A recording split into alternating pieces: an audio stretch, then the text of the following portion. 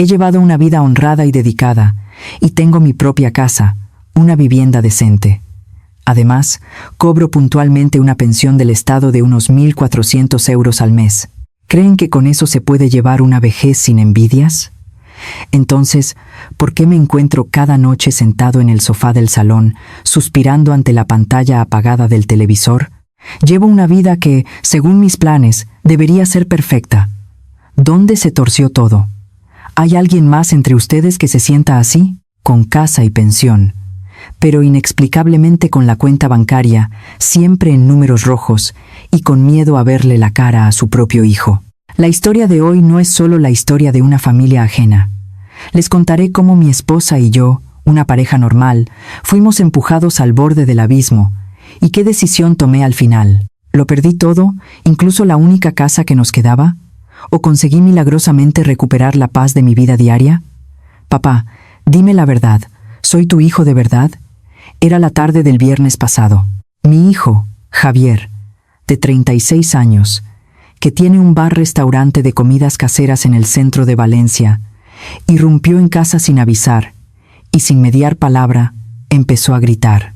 Incluso en los años que trabajaba con la ropa manchada de grasa en la subcontrata del polígono, jamás dejé que mis hijos me vieran acobardado. Pero ese día, no podía mirar directamente a los ojos de mi hijo, llenos de ira y resentimiento. Los padres de mis amigos avalan sus negocios, hipotecan sus casas, les abren caminos. ¿Cómo puedes tú mirar para otro lado, papá?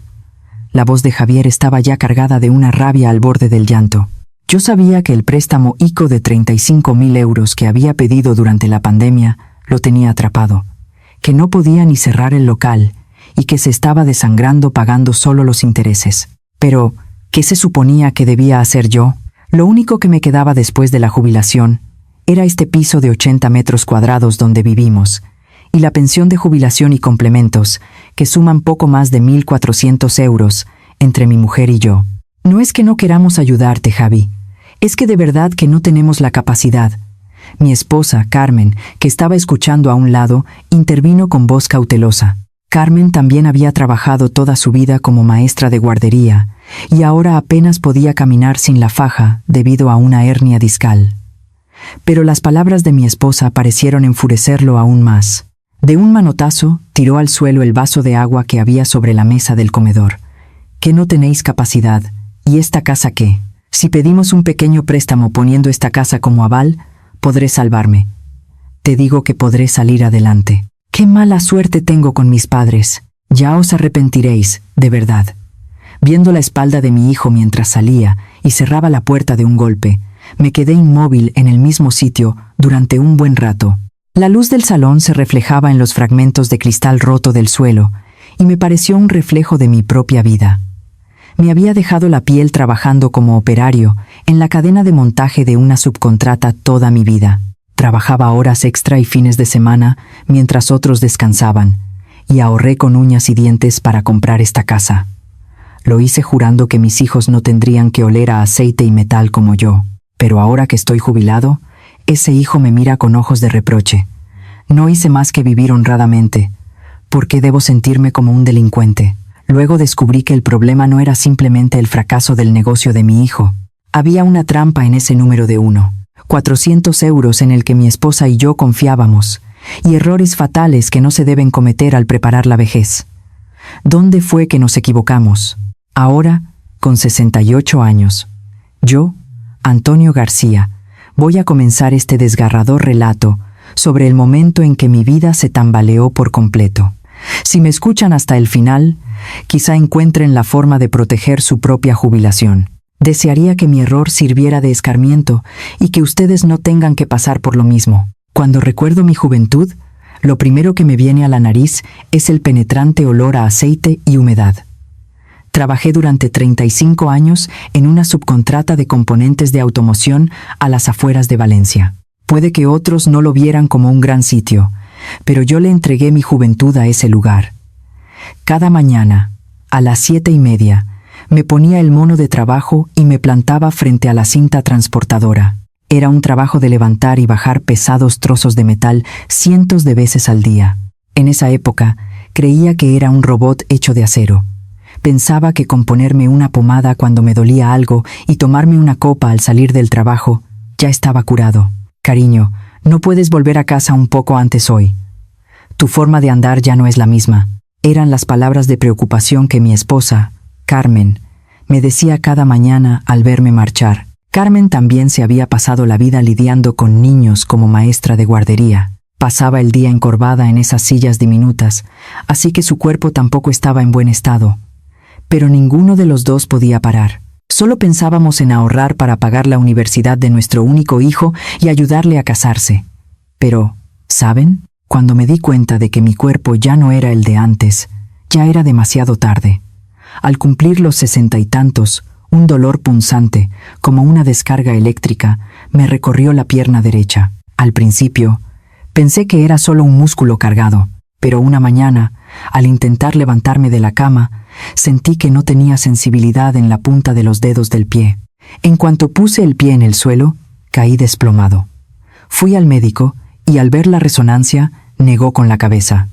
Señor García, ¿cómo ha podido aguantar así? Los cartílagos entre las vértebras 4 y 5 están destrozados y presionan el nervio. Me tocó pasar por el quirófano, y el primer acto de mi vida laboral se cerró forzosamente de esa manera. Fue apenas un año antes de mi jubilación. La empresa me dio una pequeña indemnización como consuelo.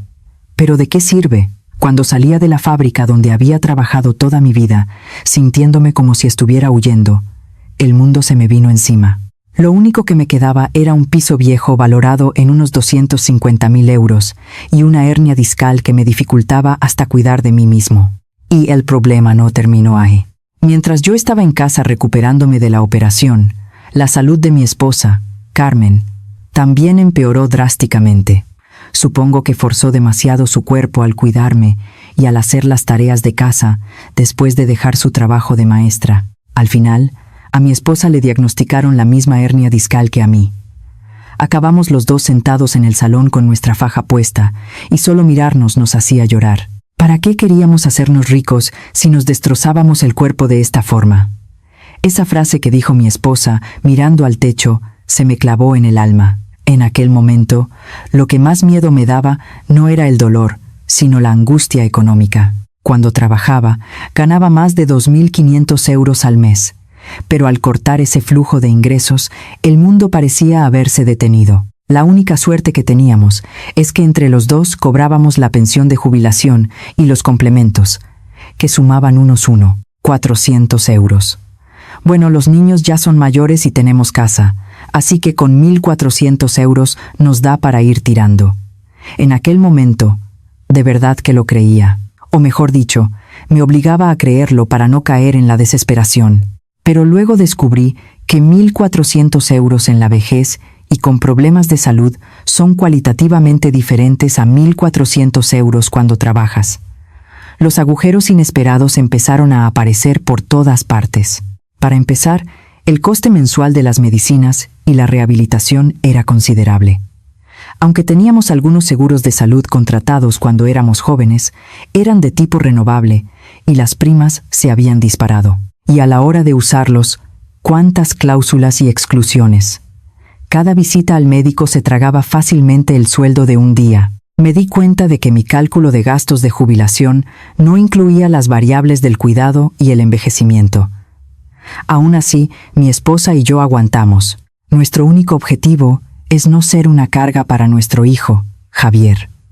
Cuando Javier abrió su pequeño bar-restaurante en Valencia, mi esposa y yo le dimos todos los ahorros que nos quedaban. No te preocupes por nosotros, tenemos la pensión. Dedícate a que tu negocio sea un éxito. Le dimos ánimos con grandes palabras, pero nunca imaginamos que esa decisión sería el inicio de una caída a un pozo más profundo. Cuando el negocio de mi hijo empezó a ir mal, la cifra de 400 euros se convirtió en una prisión en lugar de una esperanza. Amigos, ¿saben lo que pasa cuando uno en la vejez tiene sus propios achaques y además los problemas de los hijos se acumulan? No es solo una cuestión de menos dinero, es un proceso que te consume el alma. ¿Qué valor creen que tiene un sueldo de 1.400 euros al mes? Algunos dirán, si ya habéis criado a los hijos, es suficiente para los dos. Yo también lo creía antes de jubilarme. Me autoconvencía diciendo, tengo casa en Valencia y el Estado me ingresa 1.400 euros fijos cada mes. ¿Qué voy a tener que preocuparme? Pero cuando vives un mes con esa cifra, te das cuenta de que no es un sueldo para vivir, sino apenas un dinero para mantenerte a flote. El día que se ingresaban los 1.400 euros, mi esposa y yo nos sentábamos a la mesa y rellenábamos la libreta de cuentas. Debería ser un día para salir a comer fuera, pero el ambiente era como un funeral. Lo primero que se iba era la cuota de la comunidad. Pensaba que no sería mucho en un piso de 80 metros, pero en invierno, con la calefacción, se esfuman fácilmente 250 euros. Si sumamos agua, luz y gas, ya se han ido 400 euros. Después de pagar los 100 euros de los móviles y la televisión e internet de los dos, nos quedan poco más de 900 euros. Cariño, ¿sabes que este mes nos toca la revisión médica? Me dio un vuelco el corazón al oír a Carmen. Ambos habíamos pasado por una operación de espalda, así que teníamos que ir a rehabilitación 1 o 2 veces al mes. Con las sesiones de fisioterapia, las medicinas y alguna vitamina inyectada de vez en cuando, se nos van unos 400 euros. Aunque pidas el reembolso al seguro médico privado, el dinero que sale inmediatamente de tu bolsillo es una carga muy pesada. No era fácil. En la vejez no hay entradas de dinero, pero sí una cola interminable de gastos. Si descontamos los gastos médicos, nos quedan 500 euros. Con eso hay que aguantar 30 días. Es decir, unos 16 euros al día. Quizá piensen, con 16 euros al día, pueden hasta comprar carne. Nada más lejos de la realidad. ¿Han visto lo cara que está la vida? Vas al súper, compras una col, una docena de huevos, y ya has pasado de los 50 euros. Mi esposa miraba los folletos del supermercado y cogía el autobús para ir a otro barrio, a buscar un sitio donde estuviera 100 céntimos más barato. Me partía el alma ver a una maestra de guardería que había pasado 35 años enseñando a niños regateando el precio del pan o la verdura en el mercado. ¿Por qué no has comprado la carne que te gusta, Carmen? ¿Por qué has vuelto sin ella? ¡Ay, qué carne! Con un poco de pescado que queda en casa nos basta. Piensa en tu espalda. Comemos los dos.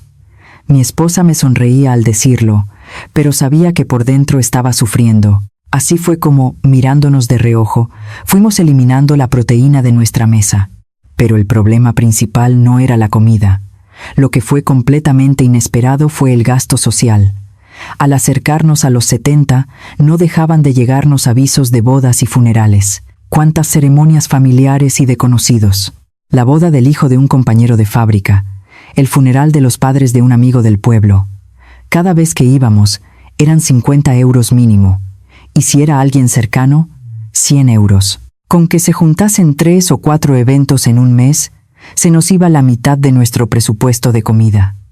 Este mes toca la boda del hijo de los Gómez, y la madre de Paco ha fallecido. ¿Qué hacemos? Tenemos que ir. ¿Qué otra cosa podemos hacer? Son personas de toda la vida.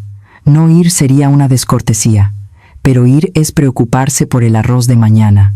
Puede que otros pensaran que con nuestro piso de 250.000 euros éramos ricos, pero éramos los perfectos house poor, temblando por falta de efectivo. El valor de la casa había subido, pero eso no me daba de comer. Venderla significaba no tener dónde ir a nuestra edad, y además pensábamos que teníamos que conservarla para dejársela a nuestro hijo. Pero, ¿saben? En ese momento, no sabía que esos 1.400 euros eran como una fina capa de hielo. Una noche, mi esposa, Carmen, se me acercó en silencio y me entregó su libreta de ahorros. Cariño, creo que deberíamos apartar un poco del complemento a la pensión para crear un fondo de emergencia. ¿Por qué? ¿Pasa algo? El bar-restaurante de Javier. Parece que casi no tiene clientes. Pensábamos que mejoraría tras la pandemia, pero con la subida de precios, la gente ya no se puede permitir ni tomarse un menú del día. Al oír el nombre de mi hijo, mi corazón empezó a palpitar. Nuestro hijo era nuestra única esperanza y nuestro orgullo. Cuando abrió el bar en el centro, ver a mi hijo moviendo las sartenes me llenaba de satisfacción, pero no podíamos imaginar que ese bar se convertiría en el agujero negro que devoraría nuestra jubilación. ¿Cuál es el criterio de una jubilación normal, según la gente? una casa y 1.400 euros de pensión. Según las estadísticas, con eso estás en la parte alta. Entonces, ¿por qué nosotros, al final de cada mes, teníamos que sufrir al mirar la factura de la luz? ¿Por qué teníamos que plantearnos si mi esposa, con su espalda enferma, debía salir a trabajar como asistenta? Resulta que no era así. 1.400 euros es una cifra que solo funciona si no pasa nada. La vida de jubilado es así. Normalmente es como un lago tranquilo, pero si tiras una sola piedra, las olas te golpean. Para nosotros, esa piedra fue nuestro hijo. Empecé a sentir en mis carnes, a los 68 años, lo pesada y cruel que es la etiqueta de ser padre. ¿Qué habría pasado si hubiéramos sido más duros con nuestro hijo? ¿O si hubiéramos pedido un préstamo con el piso como aval para ayudarle a cerrar el negocio a tiempo? Esas dudas me atormentaban cada noche. Amigos, tener 1.400 euros en efectivo en la vejez no te hace rico. Es como vivir con una bomba de relojería que puede estallar en cualquier momento. Y yo en ese momento no me daba cuenta. Al entender la realidad de esos 1.400 euros, no podíamos quedarnos quietos. Si seguíamos así, acabaríamos en la calle antes de que el negocio de nuestro hijo se hundiera. Así que mi esposa, Carmen, y yo nos sentamos a trazar una estrategia de supervivencia en la vejez. Suena muy grandilocuente, pero en realidad fue un dramático apretarse el cinturón. Lo primero que hicimos fue revisar nuestras relaciones sociales. Se me confirmó que, al envejecer, sin dinero no hay amigos. Corté todas las reuniones de antiguos alumnos y compañeros de fábrica a las que iba 3 o 4 veces al mes. Cada vez que me llamaban, Antonio, ¿por qué no vienes nunca? Ponía la excusa de, me duele la espalda, tengo que hacer reposo en casa. Por dentro, estaba temblando de miedo por los 50 o 100 euros que costaba la cuota y las copas. No fue fácil. Al alejarme de la gente, me sentía como si solo estuviéramos mi esposa y yo en el mundo. Mi esposa, Carmen, también estaba luchando en secreto. Miraba los boletines de noticias locales que nunca leía buscando información sobre ayudas o puestos de trabajo para mayores. Un día, antes de las 9:30 de la mañana, se estaba preparando para salir y le pregunté, «Cariño, ¿dónde vas con tanta prisa? Con lo mal que tienes la espalda. Me van a dar una charla en el ayuntamiento sobre el empleo para personas mayores». Pensé que con mi experiencia de maestra podría hacer algo cuidando niños. Al oír eso, sentí una punzada de ternura y culpa a la vez. Toda su vida trabajando con niños, y ahora que se jubilaba, tenía que volver a cuidar de los hijos de otros. Pero Carmen tenía una expresión alegre. Decía que con solo ganar 300 o 400 euros al mes, podría darle a Javier un poco de dinero para la compra. Pero, ¿saben? El mundo no es tan simple. Carmen regresó de la charla con el rostro sombrío. Aunque tenía el título de maestra, le dijeron que era demasiado mayor y, sobre todo, que su historial de cirugía de espalda era un impedimento. ¿Quién iba a querer a una abuela con faja para levantar a los niños o jugar con ellos? Al final, los únicos trabajos que encontró Carmen eran de limpieza en el parque o de mantenimiento de jardines, trabajos físicos. E incluso para eso, la lista de espera era larguísima y no sabía cuándo le llegaría el turno. Cariño, no te desanimes. Si gestionamos bien lo que tenemos de pensión, podremos aguantar como sea. Lo único que pude hacer fue darle unas palmaditas en el hombro a mi esposa. Volvimos a abrir la libreta de cuentas. Para reducir aún más los gastos de comida, apuntamos a la hora de cierre del mercado tradicional, que estaba a 15 minutos a pie. Si íbamos sobre las 7:30 de la tarde, podíamos comprar verdura y pescado a mitad de precio. Aunque me doliera la espalda hasta reventar, caminaba con las bolsas negras llenas en las 2 manos. No cogíamos el autobús para ahorrarnos el 1,5 € del billete, pero solo con eso no era suficiente. El dinero seguía yéndose por agujeros inesperados. Un día, empezó a gotear el techo del salón. Era un piso de más de 20 años, y las tuberías fallaban. Llamé a un fontanero y me presupuestó 800 euros. Vivir un mes con 1.400 euros, y que se fueran 800 de golpe. El futuro se nos puso negro. Al final, tuvimos que romper la hucha de emergencia que tanto nos había costado llenar. Dicen que la clave de la jubilación es el ahorro de reserva, pero para nosotros, ese ahorro era un lujo. Desesperado, fui al centro de servicios sociales a pedir ayuda. ¿Hay alguna ayuda para personas mayores como nosotros? La empleada fue amable, pero después de consultar mis datos, negó con la cabeza. Lo siento, señor. Como tiene un piso a su nombre y su pensión está un poco por encima del umbral, no puede optar a más ayudas. Sentí que haber vivido honradamente y haber cotizado toda mi vida era un castigo. A veces pensaba peligrosamente. ¿Y si no hubiéramos tenido nada, el Estado nos habría ayudado más? Me di cuenta de que la principal inversión en la vejez no es el dinero, sino la salud. Como intenté ahorrar en fisioterapia, mi cuerpo me pasó factura. Mi esposa, Carmen, se despertaba gritando más a menudo por calambres en las piernas. Como ir al médico significaba gastar decenas de euros, ella aguantaba y aguantaba. Cuando intentaba llevarla a la fuerza, siempre decía: «Javi tiene que pagar el alquiler del bar, ¿y a mí me preocupa el médico? Estoy bien». El corazón de un padre es realmente obstinado. Me da igual que mi cuerpo se pudra, pero no puedo soportar ver a mi hijo sufriendo. Así pasábamos nuestros días, no viviendo, sino aguantando. Incluso hicimos planes para desviar 500 euros de nuestra pensión, de 1.400 euros, para enviárselos a nuestro hijo. Pensábamos que eso era lo mejor. Creíamos que si pasábamos un poco más de hambre y de dolor, nuestro hijo se levantaría. Cada vez que nuestro hijo nos decía sonriendo: «Papá, este mes he tenido más clientes», éramos las personas más felices del mundo.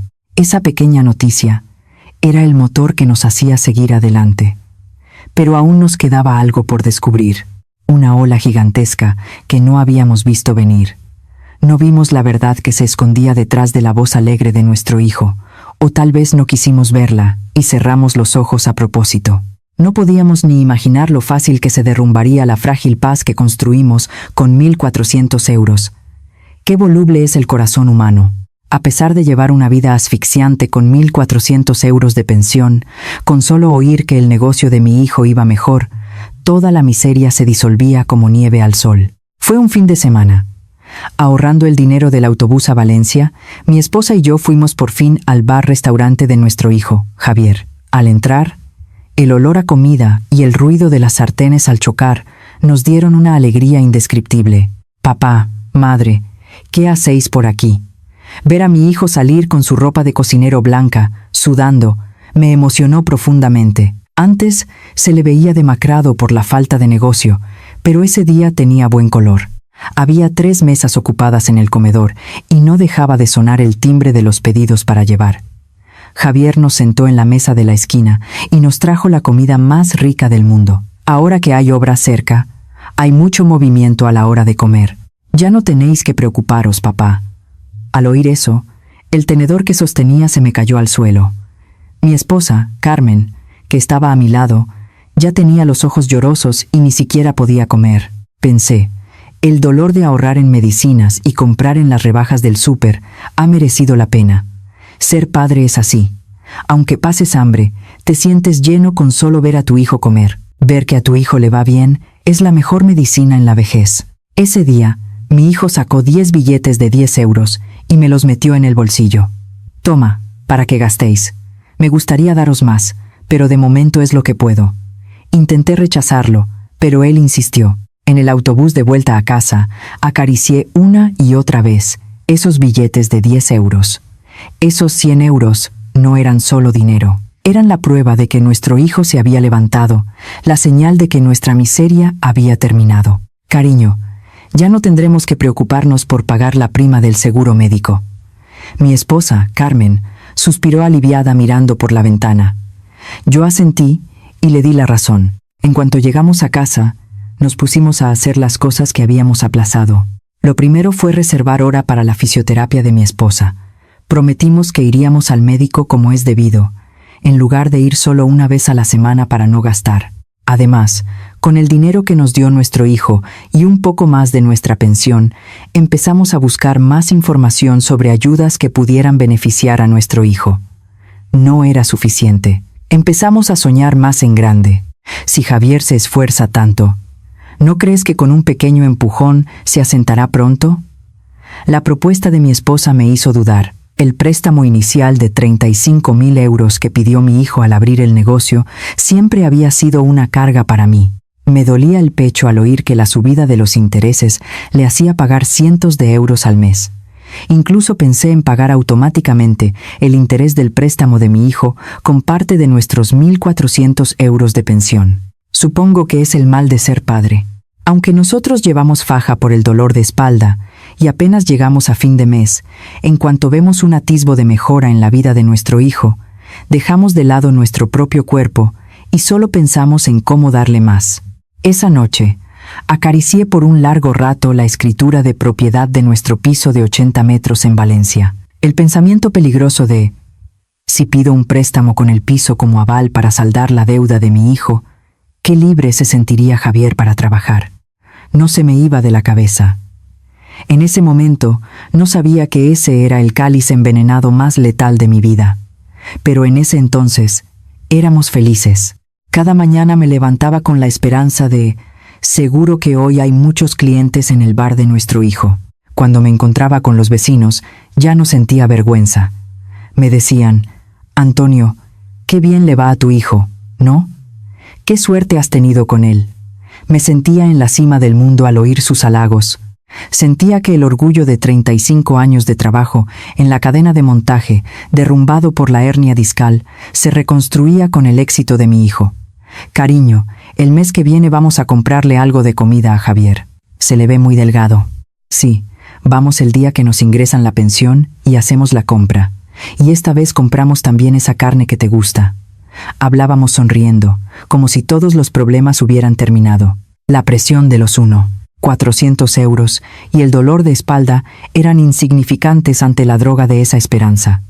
Así, mi esposa y yo pasamos el momento más tranquilo y pacífico justo antes de que se desatara la tormenta. Amigos, hay algo que ciegue más a un padre que ver a su hijo triunfar. Yo estaba intoxicado con el peso de los 100 euros en mi bolsillo y no veía el boomerang que ese amor ciego nos devolvería más tarde. Así, al oír que el negocio de nuestro hijo iba mejor, la paz regresó por fin a nuestra vida. Los 400 euros de la pensión, que antes parecían una soga que nos apretaba el cuello, ahora se sentían como un dinero con el que se podía vivir, al estar más tranquilos. Qué ingrato es el corazón humano. Yo, que hace unos meses temblaba por 10 euros de luz, ahora me permitía el lujo de tirar una bandeja de fresas en el carro de la compra porque le gustaban a mi esposa. Cariño, ¿por qué no vamos a un balneario este mes? ¿Te duele la espalda? Fui yo el primero en sugerirlo. Mi esposa Carmen, al principio, se negó diciendo, «¡Qué gasto tonto, un balneario!», pero no pudo ocultar la sonrisa. Al final, hicimos una excursión de un día a un pequeño balneario cerca de Valencia. Al sumergirme en el agua caliente, sentí cómo se me quitaba el cansancio de 35 años en la fábrica y la ansiedad de la jubilación. Ya está, con esto vale. Tenemos para que nuestro hijo coma y para ir al médico si nos duele algo. Sentí tanta satisfacción que parecía que todos los problemas de la vejez se habían resuelto. Estaba equivocado. No era una solución, sino un espejismo pasajero. Después de volver del balneario, volví a revisar minuciosamente mi pensión y el seguro de salud de mi esposa, consultando a un experto. El asesor de seguros me dijo, «Con lo que tienen, pueden hacer frente a cualquier enfermedad grave». Sus palabras me sonaron tan dulces que de verdad creí que el resto de mi vida iba a ser de color de rosa. Como mi hijo nos aseguró que estaba gestionando bien el interés de su préstamo, pensé que ya no teníamos que preocuparnos por nada. ¿Les ha pasado alguna vez? Cuando crees que lo peor ha pasado y te relajas, resulta que ese era el momento más peligroso. Yo empecé a ir de nuevo a la sala de jubilados del barrio. Antes lo evitaba porque me daba vergüenza no poder pagar ni un café, pero con el dinero que me dio mi hijo, invité a comer y a café a mis amigos. ¡Qué suerte, Antonio! Tu hijo triunfa. Has hecho un buen trabajo. Me sentía henchido de orgullo con los elogios de mis amigos. Era el último pedazo de dignidad y felicidad en mi vejez. Al volver a casa, veía la televisión con mi esposa, sonriendo, y pensábamos qué haríamos de comer al día siguiente. Esa vida ordinaria era la jubilación que yo había soñado. Pero no fue suficiente. Para que fuera una verdadera paz, Debería haber sido más sólida. En aquel momento, solo veía la cara alegre que mi hijo nos mostraba cuando venía a casa. Siempre nos aseguraba: «Papá, hay cola de clientes. Pagaré esos 35.000 euros en un momento». Nosotros le creímos a ciegas. Qué ingenuos somos los padres. Si el hijo dice que está bien, pensamos que está bien de verdad. Debí haberme dado cuenta de que el uniforme de cocinero de mi hijo estaba más gastado que antes y de que sus ojeras eran más profundas. Incluso en esa época de paz, nuestro calendario estaba lleno de círculos rojos. El día que ingresaban el complemento a la pensión, el día que ingresaban la pensión normal, solo esperábamos esas fechas para planificar el mes siguiente. ¿Le compramos un aire acondicionado para el bar el mes que viene? Cariño, eso es muy caro. Mejor le preparamos unas vitaminas. Pensar en esas conversaciones ahora me parece un sueño. Luego descubrí que debí haber revisado esos documentos. Una noche, estábamos mi esposa y yo en el salón pelando fruta, cuando un sobre cayó por debajo de la puerta. Normalmente era la factura de la luz o publicidad, pero ese día sentí un nudo en el estómago. Al abrir el sobre, era una carta de reclamación por impago a nombre de mi hijo. Mi hijo había dicho que el negocio iba bien y que estaba pagando los intereses puntualmente, pero la cantidad que aparecía en la carta superaba con creces lo que yo podía imaginar. Cariño, ¿qué es esto? ¿Le pasa algo grave al bar de Javier? La voz de mi esposa temblaba. Mis manos también empezaron a temblar visiblemente. Esa única carta hizo que el castillo de arena de paz que habíamos construido durante meses se desmoronara. No tardé ni un minuto en darme cuenta de que toda nuestra tranquilidad, felicidad y desahogo habían sido una farsa. Y resulta que eso no era todo. La carta de reclamación era solo el principio. Llamé inmediatamente a mi hijo, pero no contestaba. 1, 2, 3 veces. Solo se oía el tono sordo en el salón. Mi esposa, Carmen, ya tenía los ojos llenos de lágrimas, y mi espalda empezó a dolerme de nuevo, como si me diera un calambre. Amigos, la vida es muy cruel. Te da la verdad más brutal justo cuando crees que eres más feliz. Ver a mi esposa y a mí riendo y yendo al balneario con 1.400 euros de pensión me parecía ahora una historia ajena. Lo único que nos quedaba era nuestro piso de 250.000 euros y el paradero desconocido de nuestro hijo. Pero aún quedaba algo, una verdad terrible que pondría patas arriba todo lo que yo creía. Esa noche no pude dormir nada. Sentado en el sofá, mirando por la ventana oscura, me pregunté: Javier, ¿qué has hecho?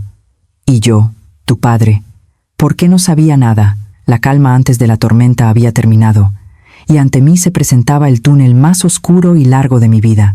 A la mañana siguiente, después de pasar la noche en vela mirando la carta de reclamación, no pude aguantar más y cogí el primer autobús a Valencia, hacia el bar de mi hijo. Mi esposa, Carmen, estaba tan nerviosa que quiso venir conmigo, agarrándome de la manga, pero me negué a la fuerza. Mi espalda estaba gritando de dolor, pero la ansiedad que me quemaba el pecho era mayor. Al llegar al bar de mi hijo en el centro de Valencia, no podía creer lo que veían mis ojos. La puerta del bar, que hacía unos días bullía de vida, estaba cerrada a cal y canto, con un cartel viejo que decía: cerrado por reformas. Miré dentro, y las mesas estaban cubiertas de polvo, y las cajas de reparto estaban tiradas por el suelo. ¿Qué ha pasado aquí? Sentí que el corazón se me iba a salir por la boca. Entonces, el dueño de la tintorería de al lado se me acercó, negando con la cabeza.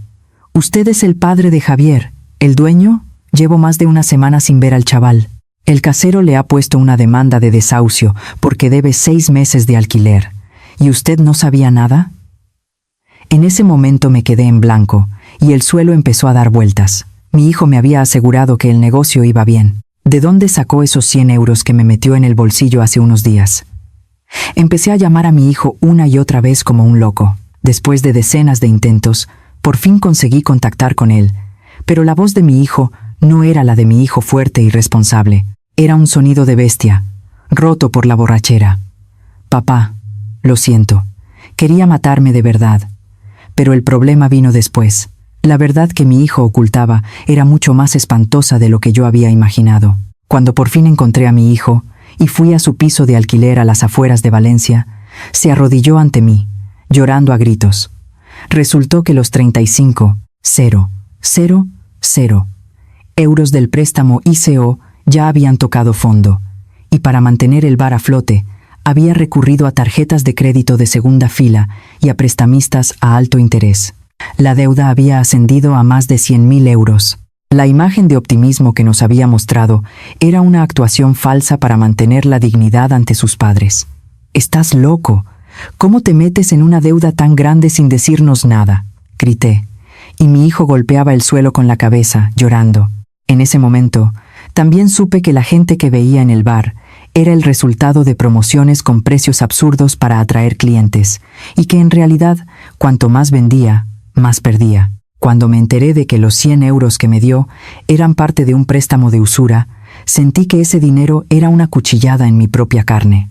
En ese momento no sabía la tragedia que esa noticia provocaría en mi esposa. Volví a casa y, aunque no me salía la voz, no tuve más remedio que contarle la verdad a mi esposa. Carmen no dijo nada durante un largo rato después de escucharme. Luego, de repente, se agarró el pecho y empezó a jadear. «Cariño, Carmen, ¿qué te pasa?». Corrí hacia ella asustado, pero mi esposa se desplomó en el suelo del salón.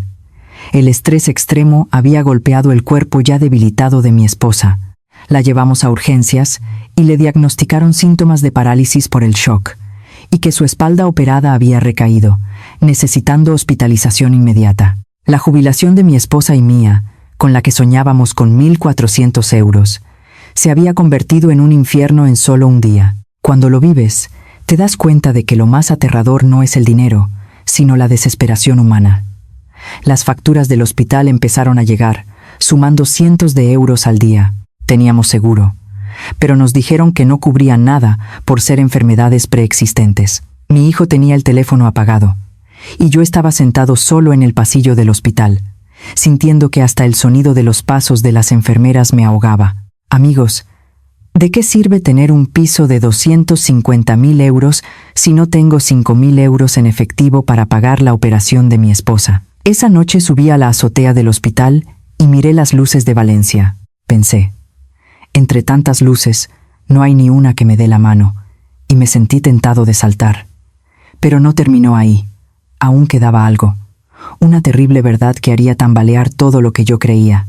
Recibí una llamada del dueño del local de mi hijo. Me amenazó con embargar nuestro piso si mi hijo no desalojaba el local. Fue entonces cuando, revisando los papeles, vi que mi hijo había puesto mi nombre como aval en el contrato de alquiler. Parece que mi hijo se había llevado mi sello sin que yo lo supiera. Javier, ¿cómo pudiste hacerme esto? La sensación de traición de mi hijo, la culpa hacia mi esposa y el miedo al futuro se apoderaron de mí. En ese momento me di cuenta de que la paz en la vejez es como un cristal que se rompe en 1000 pedazos con un solo golpe de martillo, y ese martillo es el hijo. Honestamente, quise rendirme.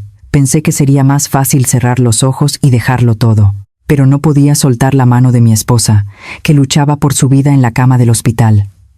Tuve que recuperar la fuerza. Solo nos quedaba el piso, y tenía que decidir si tirarlo al pozo de mi hijo o trazar una línea y ser cruel. Me encontraba en la encrucijada más cruel de mi vida. Ustedes, si estuvieran en mi situación, ¿qué elegirían? Con un hijo perseguido por los acreedores y una esposa cuya vida dependía de una operación que no podía pagar, ¿serían capaces de proteger su preciada casa? Sentado en la silla fría del pasillo del hospital, pensaba en lo fugaz que es la vida. Mi esposa estaba dentro con una mascarilla de oxígeno, y yo estaba fuera, haciendo cálculos en mi teléfono cada minuto. 1.400 euros.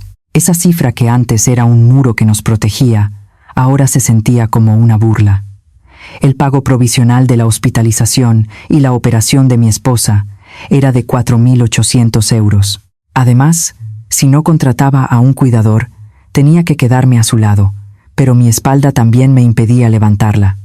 Un cuidador costaba 150 euros al día, 4.500 euros al mes. Toda nuestra pensión mensual no alcanzaba ni a cubrir la mitad de los gastos de un cuidador. No era fácil. La satisfacción de haber preparado la vejez se derrumbó en un instante. En ese momento, mi hijo apareció en el vestíbulo del hospital. Ver el estado de mi hijo después de una semana era desgarrador. Tenía el pelo revuelto, los ojos hundidos y parecía una persona sin alma. Viéndole, debería haberle regañado, pero el corazón de un padre no me lo permitió. Las palabras «¿Has comido?», se me quedaron en la garganta, pero no las dije. «Papá, ¿de verdad? Solo queda esta opción. Ayúdame solo una vez, solo una». Mi hijo se arrodilló ante mí, agarrándome del pantalón. La gente pasaba y cuchicheaba, pero a él no le importaba. El depósito del bar ya se ha perdido, y los usureros van a venir a casa. Si me das un pequeño préstamo con el piso como aval, puedo pagar lo más urgente. Te juro que trabajaré como un loco y pagaré los intereses y el principal cada mes. Por favor, papá. En ese momento, se me cayó el alma a los pies al oír la palabra casa de boca de mi hijo. Este piso no era un simple edificio para mí. Era mi vida entera. 35 años aguantando el olor a aceite en la fábrica. Si perdíamos esta casa, mi esposa y yo, que estábamos en el hospital, no tendríamos a dónde ir. No. Esta casa no. Tu madre está luchando por su vida sin dinero para el hospital. ¿Cómo voy a pedir otro préstamo con la casa como aval? Ante mi negativa, la mirada de mi hijo cambió de repente. La tristeza y la culpa se transformaron en resentimiento y rabia. ¿En esta situación te importa más la casa, papá? Mi vida está en juego. Con ese préstamo podrías pagar a la vez el hospital de madre. ¿Por qué eres tan terco? El grito de mi hijo resonó en el pasillo del hospital. No pude decir nada. Sentí el pecho oprimido y no podía respirar bien. En ese momento, mi esposa, Carmen, que había recuperado la conciencia, me llamó con voz débil desde la habitación. «Cariño, ¿y si le pasa algo grave a Javier? Mejor darle la casa». Mi esposa, en ese estado, seguía preocupada por su hijo. Aunque no podía respirar bien, no podía soportar ver a su hijo en la calle. Le agarré la mano a mi esposa con fuerza. Su mano estaba fría como el hielo. «Estás loca. Si perdemos esta casa, ¿a dónde vamos tú y yo? Y tú, Javier, escucha bien. Lo que tu padre puede hacer por ti, termina aquí». Pero eso no era todo. Aún había otro enemigo oculto que yo desconocía. Resultó que los papeles de aval que mi hijo había firmado con mi sello no se limitaban al contrato de alquiler. Mi hijo también había usado mi nombre de forma fraudulenta para pedir un préstamo a una financiera de segunda fila. Empecé a recibir llamadas del banco. «Señor Antonio García, por el préstamo de su hijo, iniciaremos el procedimiento de embargo de sus bienes. Es a esto a lo que llaman hundirse el mundo».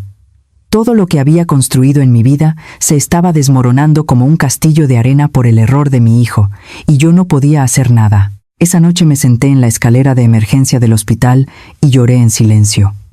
Qué patético y lamentable era yo, un padre anciano de 68 años que solo podía llorar. Cuando lo vives, te das cuenta de que el nombre de familia a veces se convierte en el grillete más cruel. Las facturas del hospital llegaban cada mañana en un mensaje de texto, y los usureros, no sé cómo, me encontraron en el hospital y me presionaron. «Viejo, si quieres salvar a tu hijo, firma. Si no, a tu hijo le va a ir mal». Cada una de sus palabras me destrozaba el corazón. Los 1.400 euros de la pensión ya no tenían ningún poder. Ni siquiera alcanzaban para comprar la comida y los pañales de mi esposa en el kiosco del hospital. Al final, tuve que tomar una decisión. ¿Me hundo con mi hijo o le doy la espalda y sobrevivo solo con mi esposa? Amigos, ¿qué harían ustedes en mi lugar? ¿Protegerían la casa por mi esposa enferma o harían una última apuesta por mi hijo al borde del abismo? Esa noche, la más larga y desesperada de mi vida, encontré el sello y lo guardé en el fondo de mi bolso. Pero aún me quedaba algo, una verdad inesperada que descubrí justo el día que iba a firmar. Al enfrentarme a esa verdad, supe que todo lo que había creído era falso. Me esperaba un último secreto imperdonable que mi hijo había estado ocultando.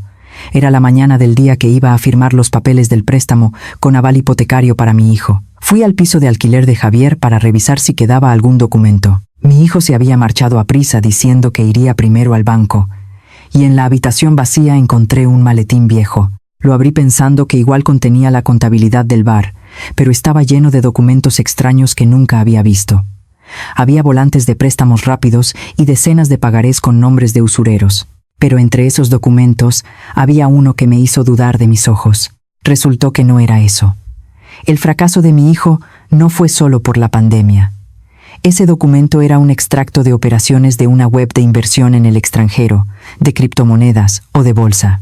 Mi hijo, al ver que el bar iba mal, pensó que podría pagar la deuda de un solo golpe y había invertido todo el dinero, el valioso dinero de los menús que vendía, en esa clase de apuestas. Mientras el alquiler del bar estaba atrasado 6 meses, mi hijo estaba sentado en un cibercafé mirando la pantalla de los números.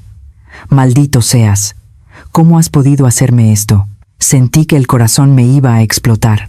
Yo, su padre, que había trabajado 35 años sudando aceite, y mi esposa, que regateaba el precio de las verduras de €1 para ahorrar 500 euros y dárselos, y él se había pulido ese dinero preciado en números en el aire. Sentí que toda la grasa y el sudor de mis 35 años se habían evaporado con unos pocos movimientos de dedo de mi hijo. En ese momento, sentí un escalofrío. ¿Yo iba a vender mi casa por este miserable? Me desplomé en el suelo y me quedé aturdido un buen rato.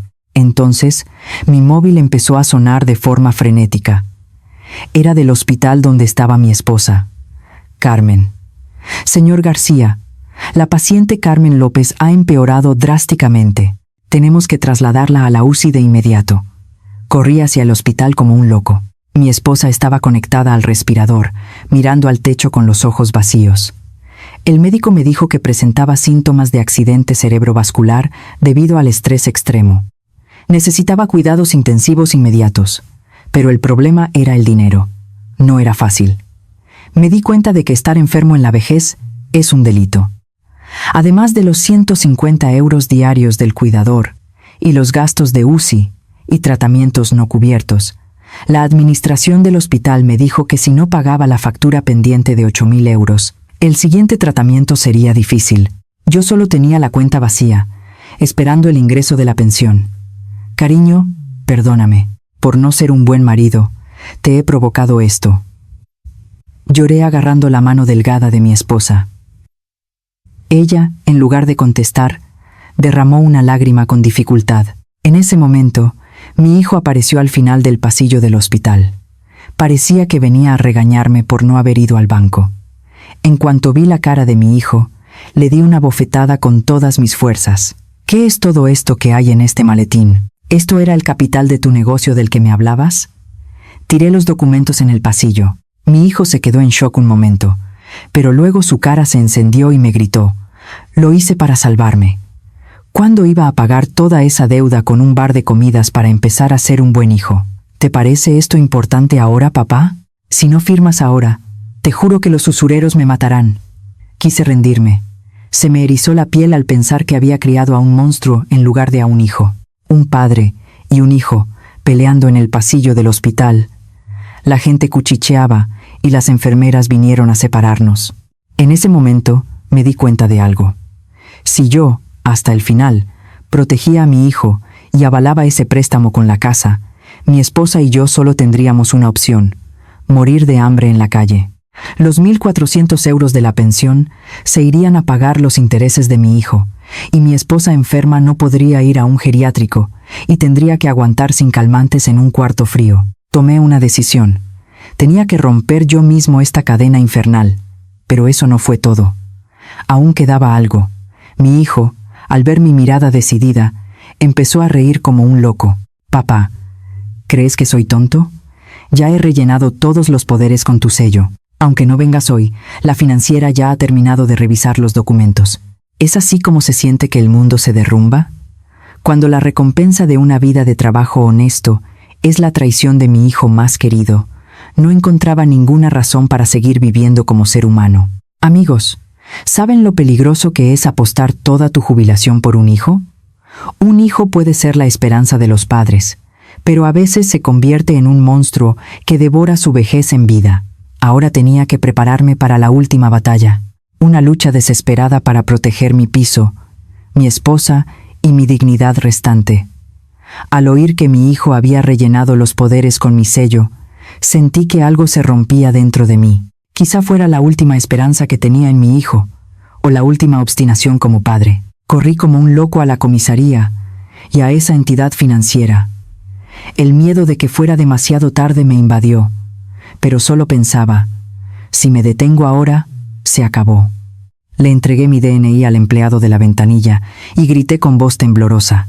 Ese no es un poder que haya firmado yo. Mi sello ha sido falsificado. Deténganlo ahora mismo. Por suerte, el proceso de préstamo estaba aún en la fase de revisión de documentos, y cancelé toda la autoridad en ese momento. Y fui al ayuntamiento a anular mi sello. Al bloquear a mi propio hijo con mis propias manos, estas temblaban tanto que no podía ni sostener una taza de café. Y resulta que eso no fue todo. El bar ya estaba en un estado irrecuperable. El dueño estaba preparando la demanda de desahucio y los usureros estaban desesperados por encontrar a mi hijo. Llamé a mi hijo y lo senté en una cafetería cerca del hospital. Delante de él puse la vieja libreta de cuentas de mis 35 años de trabajo y los extractos de inversión que él había dilapidado. Él seguía evitando mi mirada, temblando.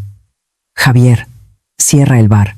Renuncia a todo el traspaso, a lo que sea, y solicita el cierre hoy mismo. Mi hijo se asustó y gritó: «Papá, si cierro ahora seré insolvente. Si avalas esta casa, podré volver a levantarme». Lo interrumpí. «No, tú no te levantas. En el momento en que vendiste tu alma a los números, ya se acabó. Esta casa es la cuerda de la que penden tu madre y yo. Un padre que muere por salvar a un hijo no es amor, es una tragedia. A partir de hoy, no te daré ni un céntimo. Arréglatelas tú. Pide la dación en pago o busca un trabajo. Arregla tu deuda por tu cuenta». No fue fácil. Mi hijo me miró como si fuera su enemigo y salió de la cafetería de un portazo. Al verle la espalda, sentí un dolor desgarrador, pero curiosamente no me salieron las lágrimas. En su lugar, sentí una extraña liberación. Sentía que por fin me había quitado el pesado grillete de la paternidad. Mi hijo cortó el contacto a partir de ese día. Luego, me enteré por rumores de que el bar fue embargado y que se marchó a trabajar a alguna parte lejos de allí como insolvente. Al final, a mi esposa y a mí nos quedamos solo el piso de 80 metros en Valencia y la pensión de 1.400 euros. Mi esposa, Carmen, superó la crisis milagrosamente después de un mes de cuidados intensivos y fue dada de alta. Por supuesto, no anda tan sana como antes, pero ya puede compartir una taza de té conmigo en el salón. Cuando te paras a pensarlo, al dejar de lado la codicia, los 1.400 euros empezaron a verse diferentes. Lo primero que hicimos fue reestructurar por completo la libreta de cuentas. El dinero que estuvo a punto de ir a pagar los intereses del préstamo de mi hijo, lo desviamos a nuestra fisioterapia y alimentación. En lugar de hospitales caros, participamos en programas de ejercicio para mayores que ofrece el centro de salud y reducimos estrictamente nuestros gastos al límite de nuestra pensión. También rechazamos cortésmente las invitaciones a eventos sociales, excepto a los muy cercanos, sin preocuparnos por el qué dirán. Nuestra vida actual es extremadamente monótona, pero más tranquila que nunca. Por la mañana le pongo la faja a mi esposa y salimos a pasear por el barrio. Al mediodía comemos verduras frescas que compramos en el súper y por la tarde vamos a la biblioteca local a leer o escuchar la radio. Sería mentira decir que no pienso en mi hijo a veces, pero cuando lo hago, agarro fuerte la mano de mi esposa. Pienso que, si nosotros sobrevivimos, nuestro hijo tendrá un lugar al que volver. Hay algo importante aquí. Esta paz es posible porque protegimos la casa. Si en ese momento hubiéramos cedido a los ruegos de nuestro hijo y hubiéramos hipotecado el piso, ¿qué habría pasado? Estaríamos viviendo de alquiler, culpándonos mutuamente por no poder pagar ni las medicinas de mi esposa, y nos habríamos derrumbado. Puede que parezca frío, pero aprendí en esta desesperada lucha que un hijo en la vejez es un objeto de amor, no de salvación. Ahora, los 1.400 euros que se ingresan en mi cuenta no son solo un número. Es mi última dignidad para no tener que rogar a nadie, y el único escudo que tengo para proteger a mi esposa enferma. Hoy nos acostamos valorando el coste de esos 1.400 euros y pensando en qué pequeña felicidad encontraremos mañana. Este punto de llegada, después de tantos errores y aciertos, aunque la relación con mi hijo sea distante y mi cuerpo no sea el mismo, por fin estamos viviendo nuestra propia vejez. Amigos, mi larga historia está llegando a su fin. Ya casi hace un año que mi hijo se marchó. A veces llama borracho, y en Navidad me manda un breve mensaje, pero ya no me obsesiono como antes. Puede que digan que soy frío, pero es la única forma de sobrevivir que he encontrado. Quiero compartir con ustedes la amarga verdad sobre el dinero en la vejez que aprendí en este infierno que viví. Lo hago con el deseo de que a nadie más le pase lo mismo. En primer lugar, jamás toquen la casa donde viven. Aunque sus hijos les digan que se están muriendo o que van a acabar en la calle, su casa es la última fortaleza de ustedes, no un aval para ellos. En el momento en que les den la casa, pasarán de ser el cabeza de familia a un estorbo. Si yo hubiera firmado ese préstamo, ahora estaría dando tumbos con mi esposa enferma en alguna pensión, culpando a mi hijo. La casa no es solo un bien inmobiliario, es su última dignidad, recuérdenlo bien. El segundo punto es, no subestimen los Zoom, 400 euros de pensión. Puede que haya gente que diga, ¿cómo vais a vivir con 1.400 euros? Pero 1.400 euros de activo y 1.400 euros de jubilado tienen diferente peso. Ese dinero es su cordón umbilical para ir al médico, comprar medicinas y comer caliente. Si su hijo les pide 500 euros al mes porque su negocio va mal, es como si les estuvieran cortando el cordón umbilical poco a poco. La pensión pública no es un regalo del Estado, es la recompensa al sudor de toda su vida. No la derramen en el barril sin fondo de sus hijos. Y aún hay algo más. Tienen que mantener su seguro de salud y el privado hasta el final. El mayor gasto en la vejez no es la comida ni la vivienda, es el hospital. No hay nada más miserable que tener que renunciar a un tratamiento por falta de dinero. Reduzcan otros gastos, pero mantengan el seguro. Yo lloré lágrimas de sangre por la operación y el cuidador de mi esposa y aprendí la lección. Sin dinero para el médico, cualquier jubilación pacífica se desmorona al instante. Me di cuenta de que la verdadera piedad filial no es darle dinero a los hijos. Que los padres estén sanos y se mantengan por sí mismos con su propio dinero. Esa es la mejor forma de aligerar la carga de los hijos. Darles dinero a los hijos hasta arruinarse juntos no es ayudarles, sino ponerles además la culpa de haber abandonado a sus padres. Muchas gracias por escuchar mi larga súplica hasta el final. Termino de escribir esto mirando el rostro de mi esposa dormida en el salón de nuestro viejo piso de Valencia. Aunque hace frío fuera, nuestro salón está cálido por la calefacción. La pensión de 1.400 euros que ingresamos cada mes es la que mantiene este calor. Amigos, la vejez es un camino nuevo para todos. Es normal cometer errores, pero no permitan que esos errores les arrebaten la vida por completo. Espero que mi historia les sirva de pequeña advertencia. Aquí tienen los 3 puntos clave que deben recordar de la historia de hoy. Protejan su casa hasta el final. El préstamo con aval es el camino directo a la quiebra en la vejez. No compartan el flujo de efectivo de su pensión con sus hijos. Primero tienen que comer ustedes para poder ayudar a sus hijos. La gestión de la salud es la mejor inversión. Reducir los gastos de hospital es mejor que subir la pensión. En este mismo momento, hay gente que no puede dormir por la preocupación de sus hijos. Pero por favor, quiéranse más a sí mismos.